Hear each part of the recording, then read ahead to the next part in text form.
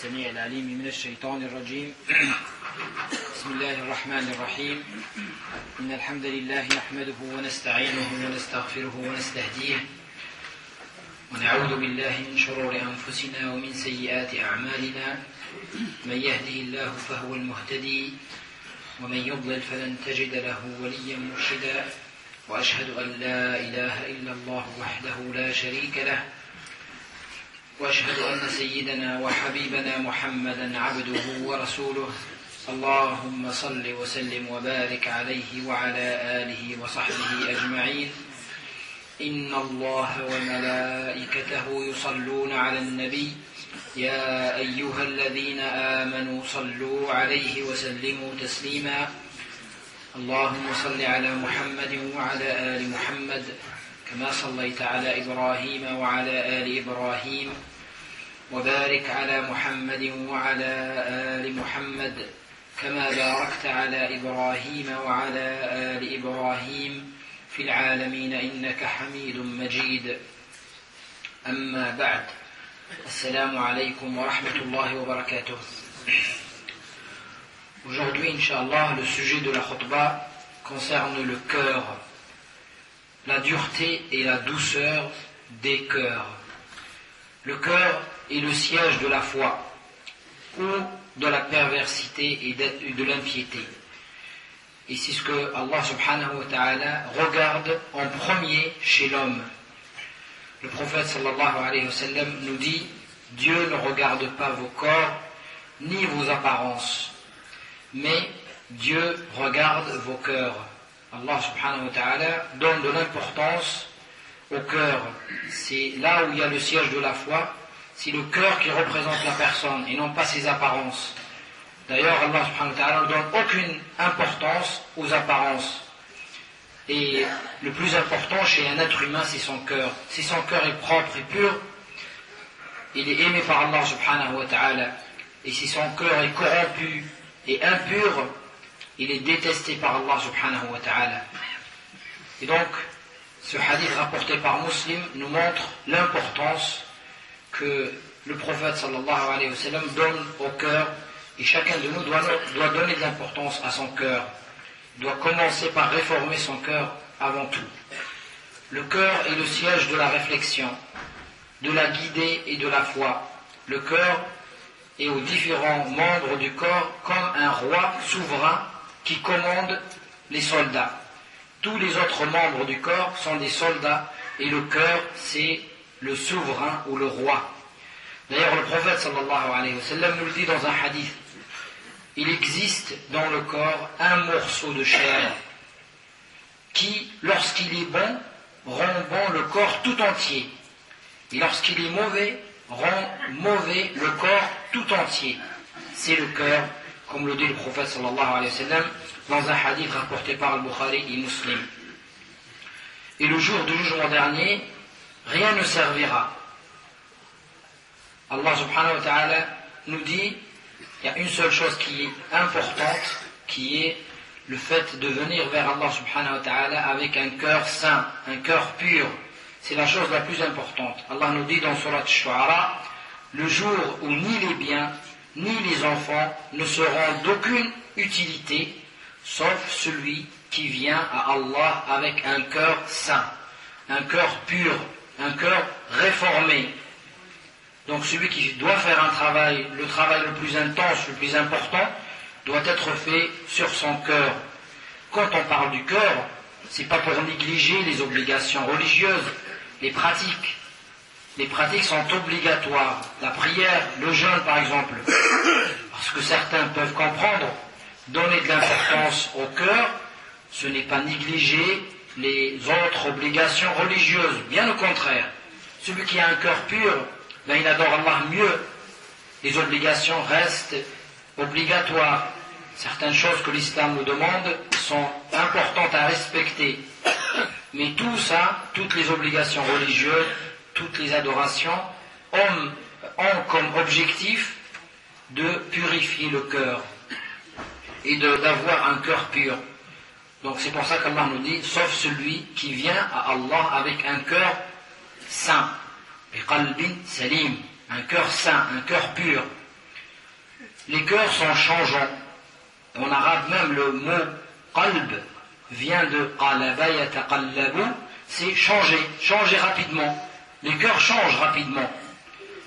Et donc c'est pour ça que le musulman doit essayer d'avoir la constance sur le chemin d'Allah subhanahu wa ta'ala et de demander à Allah de changer son cœur, mais dans le bon sens, toujours en s'améliorant, toujours en progressant vers Allah subhanahu wa ta'ala. C'est pour ça que le hadith du prophète sallallahu alayhi wa sallam nous dit, oui, les cœurs sont entre deux doigts d'Allah, il les renverse comme il veut. Donc on peut changer, le cœur peut changer d'un moment à un autre. Et le musulman doit toujours observer son cœur et faire en sorte que le changement soit dans le bon sens, Inch'Allah. Les cœurs doux et saints sont plus proches d'Allah et du bien. Et les cœurs durs et loin d'Allah, son Seigneur, loin d'Allah, est proche du mal. Et Satan, il y a une emprise totale.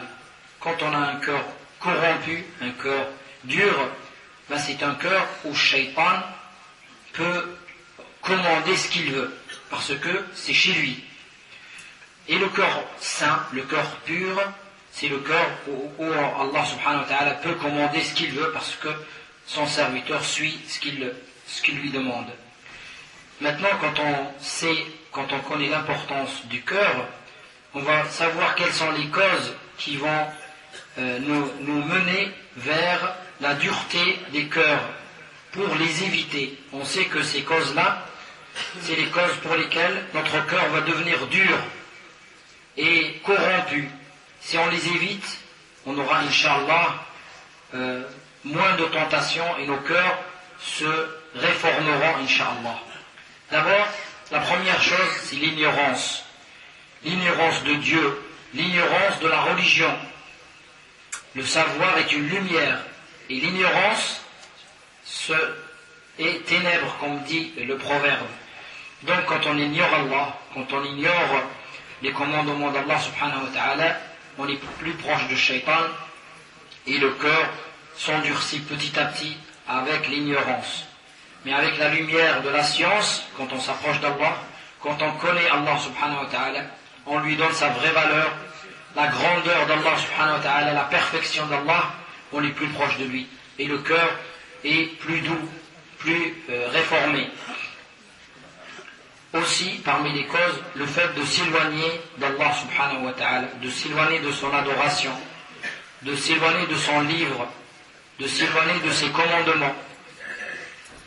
Parmi les causes aussi, le fait de s'occuper de dunya, donner beaucoup d'importance au matériel, ne parler que du dunya, la voiture, la maison, la télé, les jeux, parler que des choses comme ça et oublier Allah subhanahu wa ta'ala. Et donc c'est une cause parmi les plus importantes qui nous éloigne d'Allah subhanahu wa ta'ala et qui nous donne un cœur dur et corrompu. Parce que dunya et l'akhira ne peuvent pas être ensemble dans un même cœur. S'il y a dunya qui remplit le cœur, l'akhira, elle s'écarte. Aussi parmi les causes, le fait d'accompagner les pervers et les gens qui ne parlent que du matériel aussi. Le fait d'avoir des gens et d'accompagner des gens et d'avoir une fréquentation avec des gens qui sont mauvais, qui sont pervers. Et quand ils parlent, ils ne parlent jamais d'Allah, ils ne parlent jamais de l'islam, ils ne parlent jamais de la religion ou de l'akhira, de l'au-delà. Leur discussion c'est le matériel. Qu'est-ce que tu as acheté? Qu'est-ce que tu as vendu? Est-ce que tu as vu telle émission? Et on parle que de dunya et les faits divers et ce que les gens ont fait. Et on ne parle jamais de soi-même, de comment s'améliorer, comment s'attacher mieux à sa religion. Bien sûr, quand on est toujours avec des gens comme ça, petit à petit, on va s'éloigner d'Allah et on va se rapprocher plus de Shaitan et nos cœurs, bien sûr, sont durs. Adoucir son cœur est un devoir de chaque musulman. Allah nous le dit dans plusieurs versets. Je vais citer 2 versets que vous allez voir très très important à comprendre. Allah nous dit dans Surat Al-Hadid, la Surat du fer, Allah nous dit: alors le moment n'est-il pas venu pour ceux qui croient de laisser leur cœur se remplir d'humilité à l'évocation de Dieu et devant la vérité qu'il a révélée?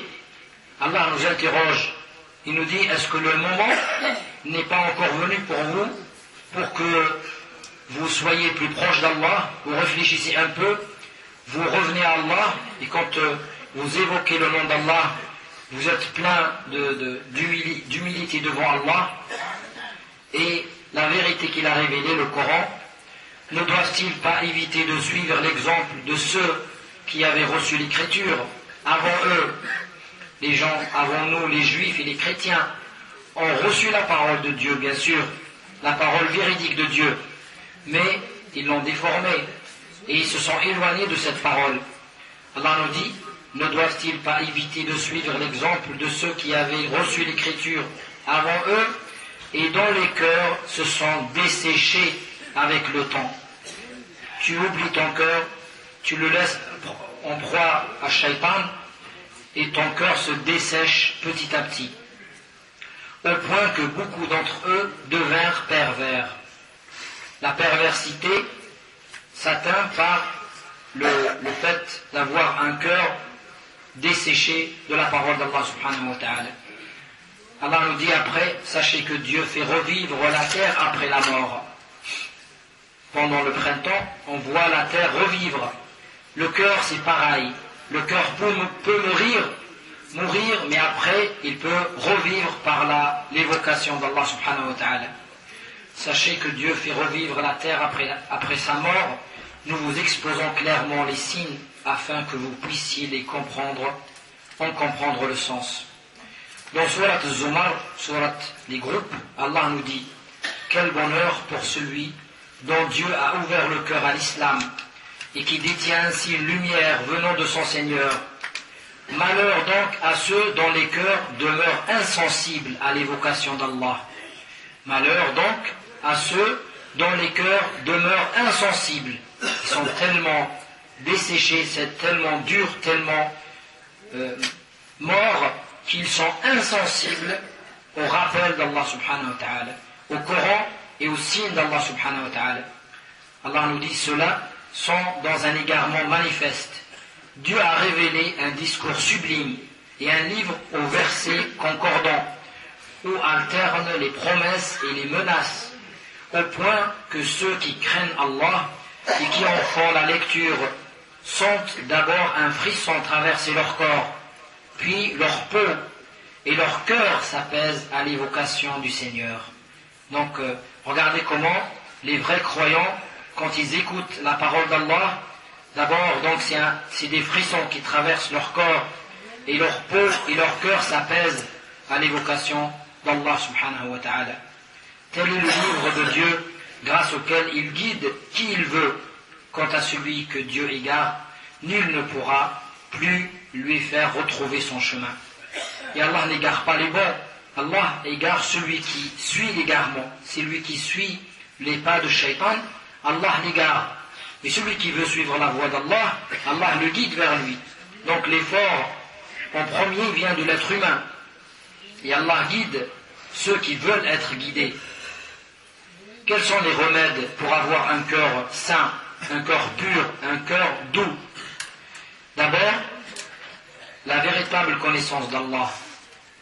Connaître Allah, connaître la grandeur d'Allah subhanahu wa ta'ala, connaître sa foi, la foi musulmane.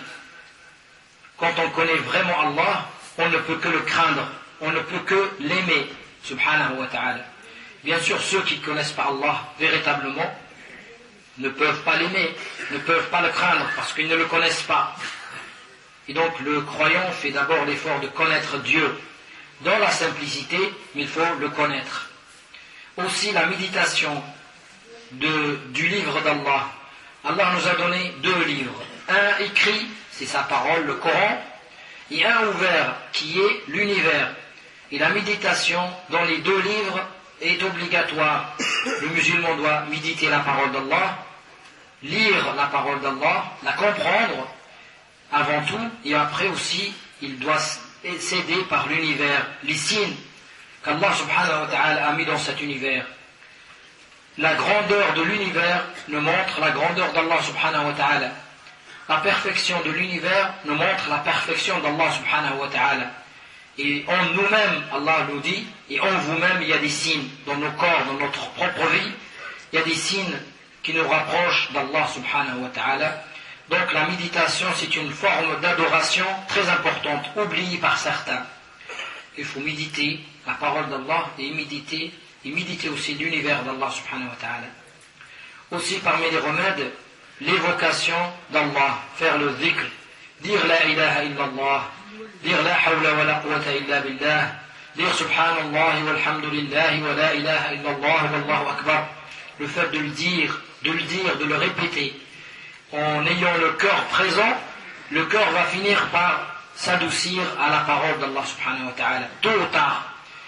C'est pour ça qu'il faut multiplier les évocations du nom d'Allah subhanahu wa ta'ala. Aussi, il faut invoquer Allah, faire des du'as. Et le prophète sallallahu alayhi wa sallam dit, fait toujours ce du'a-là. Il dit, Ya muqallib al-qulubi thabbit qalbi ala dinik. Oh, celui qui change les cœurs, donne à mon cœur la constance sur ta religion. La constance. Parce qu'Allah peut changer nos cœurs. C'est pour ça qu'il faut lui demander tout le temps la constance sur sa religion. C'est-à-dire avoir un cœur qui l'aime toujours, qui le craint toujours. Aussi, la lecture du Coran, le fait de lire la parole d'Allah, le message qu'Allah nous a adressé, aussi ça adoucit les cœurs. L'invocation du messager, sallallahu alayhi wa sallam, وَجَعَلِ الْقُرْآنَ الْكَرِيمَ رَبِيعَ قُلُوبِنَا. Donc c'est toujours le prophète sallallahu alayhi wa sallam, qu'est-ce qu'il disait? Fait que le Coran soit pour nous le printemps de notre vie, de nos cœurs. Fait que le Coran soit pour nous le printemps de nos cœurs. C'est quoi le printemps? Le printemps, ça symbolise la vie. Hein? La terre, elle est sèche, quand le printemps arrive, elle revit. Les cœurs, c'est pareil. C'est pour ça que le prophète sallallahu alayhi wa sallam dit tout le temps, وَجَعَلِ الْقُرْآنَ الْكَرِيمَ رَبِيعَ قُلُوبِنَا. Fasse que le Coran soit pour nous le printemps de nos cœurs. Et Dieu nous dit, car les vrais croyants sont ceux dont les cœurs frémissent quand le nom de Dieu est évoqué, ceux dont la foi augmente quand ces versets leur sont récités et qui en tout s'en remettent à lui, à Allah subhanahu wa ta'ala. Aussi parmi les remèdes, le fait d'avoir une compagnie, une fréquentation, une bonne fréquentation, des gens pieux, des gens qui vont te rappeler la mort, qui vont te rappeler l'au-delà, et non pas des gens qui vont te parler toujours de dunya, de l'argent et des choses mauvaises. Donc, quand tu es avec les gens qui te parlent de l'au-delà, qui te parlent de la mort, tu dois en prendre conscience, tu dois être conscient de ce qui va arriver, tu dois te préparer. Mais quand tu es avec des gens qui vont toujours te rassurer, te faire oublier Allah et ce qu'il t'attend au jour du jugement dernier, ben tu vas oublier. Donc il faut fréquenter les gens du bien et aussi se rappeler de la mort. Aussi c'est un point important, il ne faut jamais oublier qu'un jour va arriver tôt ou tard et on peut mourir jeune comme on peut mourir vieux et on va quitter ce monde-là. Il ne faut pas s'attacher avec son cœur à ce monde-là et laisser son cœur s'adoucir par la parole d'Allah subhanahu wa ta'ala et être plus proche d'Allah subhanahu wa ta'ala, avoir un cœur sain pour mériter le paradis, comme Allah subhanahu wa ta'ala nous a dit, illa man atallaha biqalbin salim, sauf ceux qui viennent vers Allah subhanahu wa ta'ala avec un cœur sain. نسأل الله سبحانه وتعالى أن يرزقنا قلوبا سليمة وأن يهدينا سواء الصراط وأن يوفقنا لما يحبه ويرضاه. اللهم اهدنا واهد بنا واجعلنا سببا لمن اهتدى يا رب العالمين يا أرحم الراحمين. اللهم يا مقلب القلوب ثبت قلوبنا على دينك واهدنا إلى صراطك المستقيم.